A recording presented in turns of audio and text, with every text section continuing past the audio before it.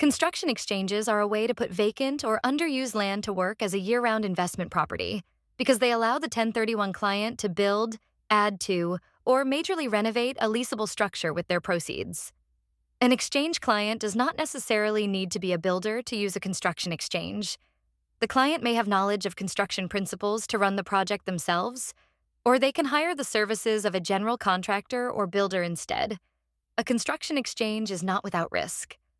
When considering if a construction exchange is the best use of exchange proceeds, a client needs to be acutely aware of proper identification of the replacement property and the 180-day timeframe applicable to all exchange types.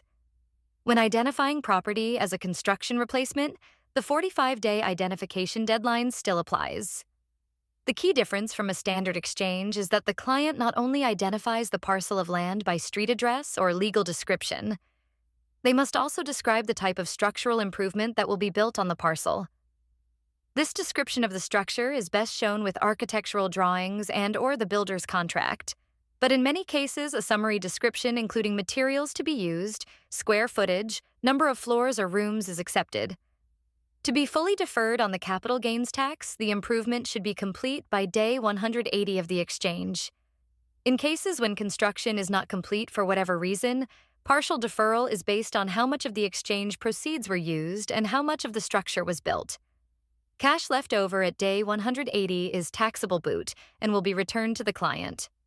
Material components purchased but not installed in the improvement are considered personal property and not like-kind in the exchange, and their value may also be taxed.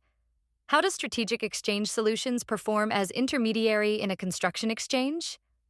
First, to meet the IRS rule that the client cannot have constructive receipt of proceeds to spend on buying materials and hiring contractors, Strategic Exchange Solutions arranges for an exchange accommodation title holder, known by the acronym EAT, to take deed ownership of the parcel of land and sends enough proceeds to the closing to complete the acquisition.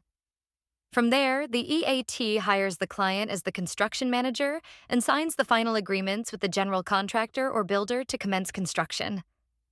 After all, it is the client who knows what they want to build as their future investment property. When the client/construction manager decides sufficient progress has been made, usually monthly or sometimes bi-weekly, they instruct Strategic Exchange Solutions to release exchange funds to pay the suppliers of the materials or labor up to that point, known as a construction draw.